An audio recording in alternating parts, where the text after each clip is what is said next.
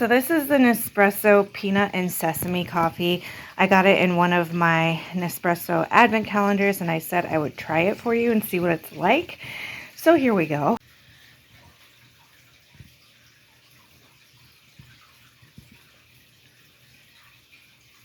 It just tastes like coffee. It's really common for the Nespresso flavored coffees to not really have flavor. They just taste like coffee. This just tastes like coffee to me. Welcome to the Lovestead.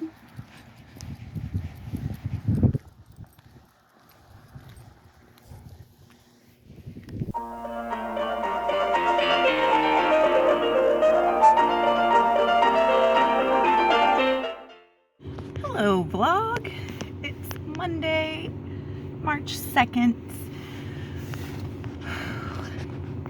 February was such a busy month for me. All I really did was work, which is fine. Like with my job, I go through phases like that where sometimes things are busier than others, but if I'm not careful about it, those heavy work periods, I tend to like drop my hobbies and drop the things that bring me joy in order to get work done and still have time to sleep and do the things I have to do to be physically healthy. So then my mental health suffers quite a bit. And at the end of February, I started really having some pretty loud brain goblin activity. So I decided, now that things are slowed down a little bit, in March I want to do something every day to kind of refill my cup or just like have a little micro joy. And my birthday is at the end of February, and I didn't do anything really for my birthday. I wanted to like go to dinner and maybe go out, and that didn't happen. I got a massage, but really like I need a massage to stay physically healthy because I was having a lot of pain. So that wasn't even really anything out of the way or special. So today on March 2nd, the thing I'm going to do for my micro joy is go get some cupcakes. So I'm on my lunch break at work in my vehicle and warming it up to go get some cupcakes. We are starting to get some slightly spring-like weather here. It's still pretty cold. It's 34 today. I think the high is supposed to be 38.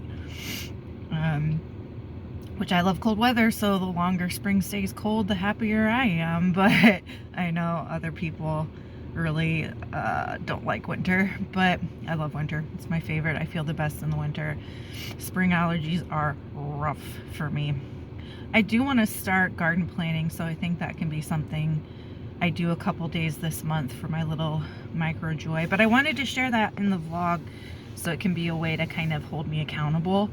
And if I don't film it every day, I can at least tell you what I do every day to have a bit of micro joy and to have a bit more balance so that my mental health isn't hurting or being neglected like it was in February. Also, like, the world is just scary and unpredictable. Who knows what's gonna happen? So I would advise everybody to find some joy in every day, to spend time with the ones you love, to really cherish it. For reading, I'm still reading Ruin by Gwynne. If you saw my TBR, you know that's what I'm reading. I was reading it yesterday though, and I got so fatigued of it, so I'm definitely going to be picking up something different today. I'm not sure what though. I'm not sure what I'm in the mood for, so I'll have to report back on that. It's a vanilla bean coffee cupcake. First sentence test. What would I rate this book based on the first sentence? So it says, the orchard, vibrantly green and with adobe walls, backed up against the village at one end and bordered the river at the other. Based solely on that first sentence, I would say 2 stars.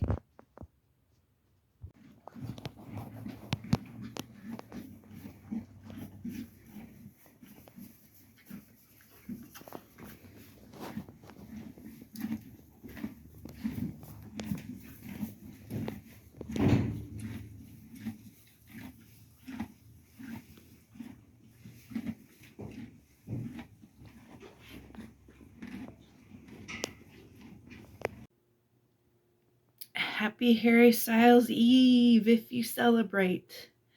Got the countdown going. 1 hour to go.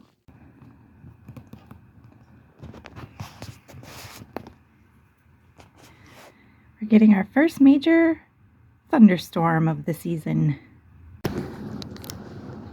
It's getting wild out there.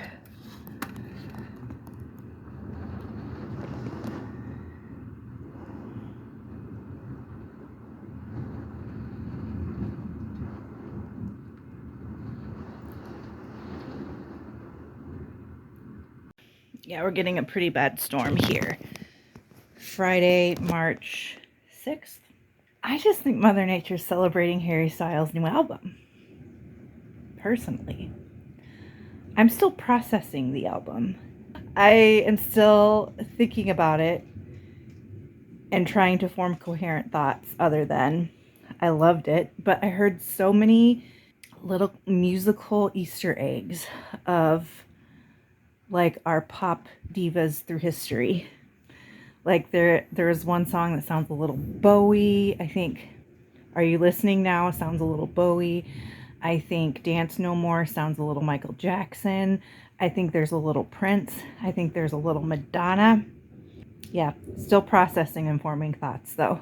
Sorry for the face. It's humid. I have curly hair. Chronic pain. No makeup. It is what it is.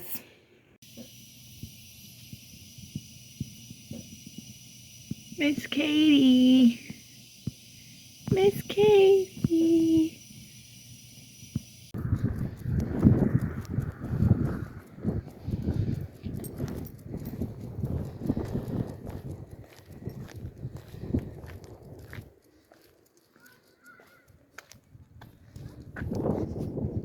Howdy Booktube. This is a little check-in here for you. It is late Tuesday evening to Wednesday morning. Late. Where are all my night owls? What have I been up to this month so far? It is the 10th, 11th. It's the 11th. Okay, so up to working. I've been working and I have been working. I did my taxes. It happens every year this time of year, y'all. It seems like March and October are the two like most work intense months in my life. So it just is what it is. I did read over the weekend though, so I can't remember if I updated you on what I have been reading. So yes, I read Women Without Men, and it was interesting. I don't think that I fully understand all of it. I think I need more historical context of Iran. I think I need more context of like myths and legends and folk tales from Iran, because I think that the writer was pulling a lot of that into this story. The story is very fairy tale-esque. It's got a lot of magical realism in it, and it's really heavy with symbolism. My boys are wrestling. The cats, if you hear Ollie meowing, he's wrestling with Buttershaw. Sometimes Buttershaw plays a little too rough, so he gets yelled at by the other cats. I don't know if you heard that. Anyway, yeah, the Women Without Men, as I was saying, it's very heavy on magical realism, very heavy on like this folk tale sort of tone, and I thought it was really interesting. I liked how it was basically told from 3 or 4 different women's point of view, and the stories and point of views converge by the end of the book. And I liked how those storylines converged and how all the women ended up kind of coming together. I do think one of the themes of this story is, you know, based on the title, Women Without Men, one of the themes of the story is how, you know, we always talk a lot about how men are so cruel to women, but even without men, women are cruel to each other. And I think that is one of the themes that is addressed in this. It's not the only theme by far. You know, the other theme is how patriarchy just destroys women's lives and harms women. But yeah, I do see those elements in there of like, but women are bad to each other sometimes too. Women are cruel to each other sometimes too, even if we take men out of the equation. And I thought that was kind of an interesting commentary to make. And I feel like the rest of it all really is couched in Iranian history, myth, legend, and folk tales that I don't have knowledge of. So I think if I read more of that, then I will probably have a better appreciation of the story. I did give it 4 stars because I think that it was, it was well crafted. Just because I didn't understand all of it doesn't mean it wasn't a well crafted story. I also think that it's possible there were some things that were lost in translation since it was a translated work. So yeah, if I had to rate it just on like my enjoyment of it alone, it'd be like a 3. But like I recognize that my lack of enjoyment stems from my lack of knowledge and it's not the book's fault. So I recognize like the craftsmanship of the work and the quality of the work and gave it a 4. The next book that I'm going to read is The Bog Wife. I took the cover off. This is the Lovestead's buddy read book of the month, Bog Wife by Kay Chronister.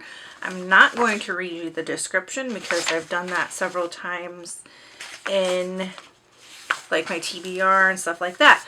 But we will look at the first sentence. Interestingly enough, the first sentence of Women Without Men, I based just on that first opening line. I would have rated it a 2-star. And then like my overall reading experience of it ended up more like 3-star range.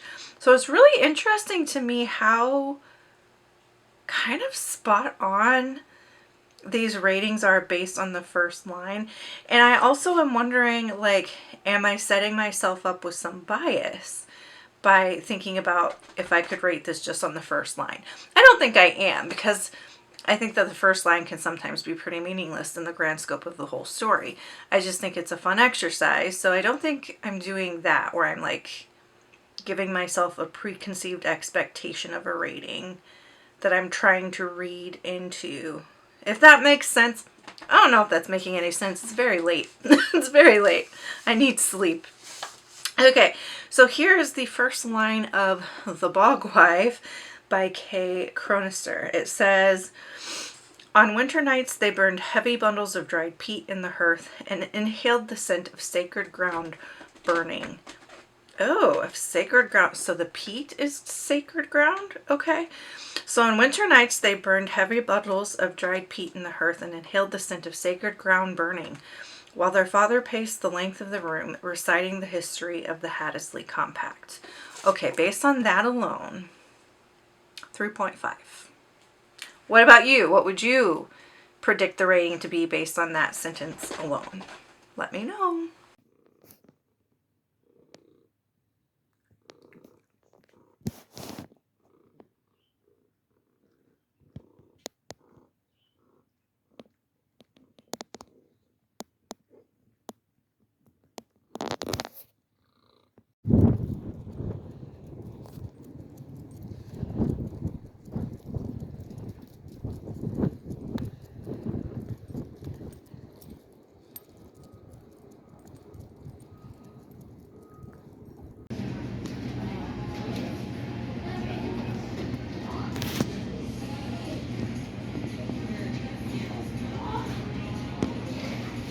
Hello vlog. It is Saturday, March 14th. Happy Pie Day. I will share some photos of my kitty cat Pie, who's now in heaven, but her name was Pie because at her first veterinary appointment she weighed 3.14 pounds.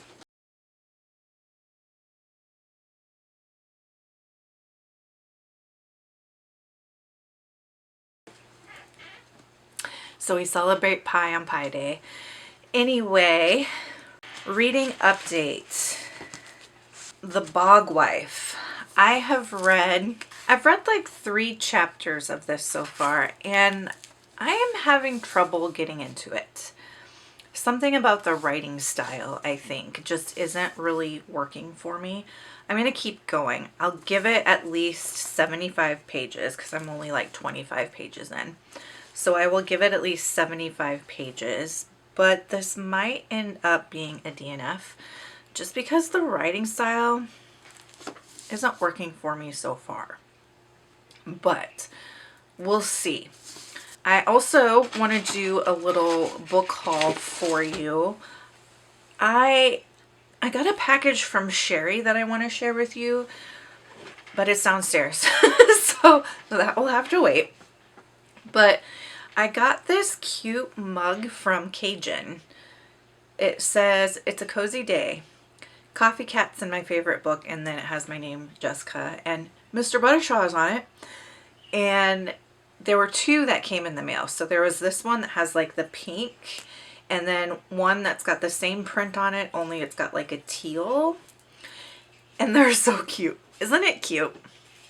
It's so cute. I love it. It's so me. Got the flowers and the books and the butterflies and the cat. Thank you, Cajun. I definitely use my coffee mugs all the time. And I'll show you the Sherry package later. I have 4 books. I bought myself 2 books for my birthday. So the first one I bought is this mass market paperback version of Salem's Lot, because I have a feeling I'm going to love this. It's a bigger book. Bigger books I tend to buy because I can't get through them before they're due back at the library. So this is like 600 and some pages. And they're no longer printing mass market paperbacks, which is wild to me. I guess people aren't buying them. I don't really know. So I saw the mass market paperback version and I was like, I will buy, because if they're no longer printing them, you know it's going to be worth money someday. So that is what I got there. And I mean, unless I end up unhauling it and I don't like it, but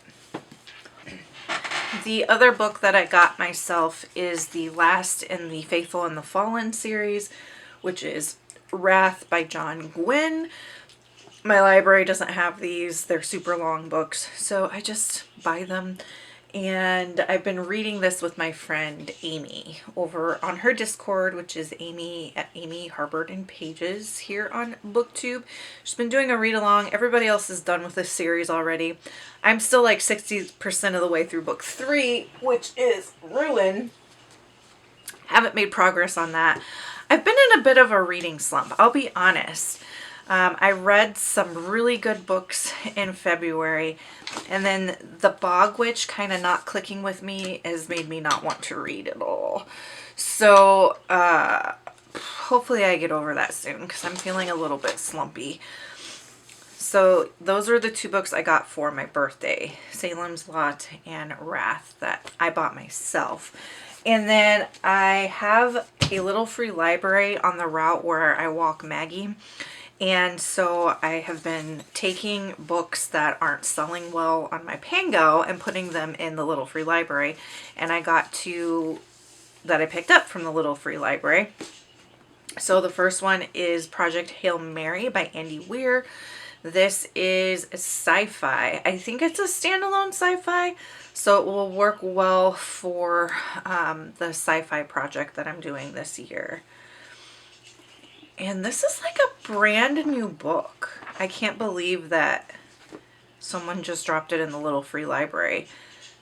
They even bought it from the local bookstore here in town because the tag is still on it. That's wild. What a find. And then the other one that I got from that same little free library is The Compound by Aisling Rawle.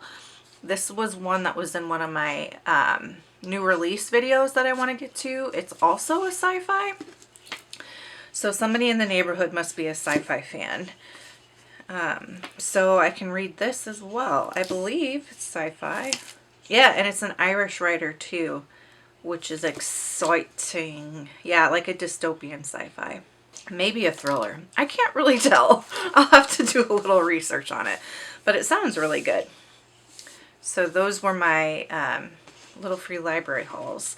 And then I went and checked out another book from the library called Only Here, Only Now by Tom Newlands. This is literary fiction, I guess considered historical fiction at this point, about Scottish youths. I've been rewatching New Girl. You know, if you see New Girl, you know the episode where Schmidt talks about the youths in the neighborhood. Anyway, Scottish youths, young folks in Scotland in the 90s. Supposed to have ADHD rep in it too. So I'm reading this with Amy, another Amy, but this is Simon and Amy.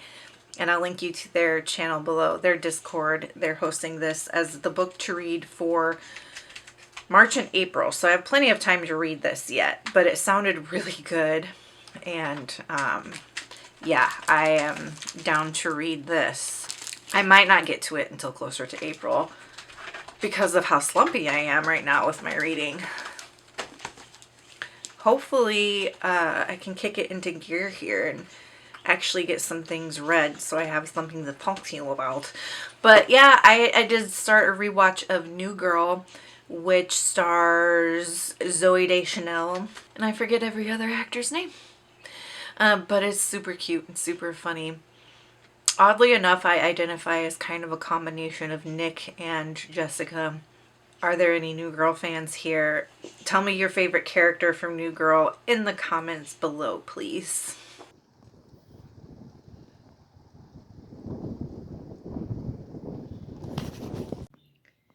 It's March 15th and we have a blizzard warning.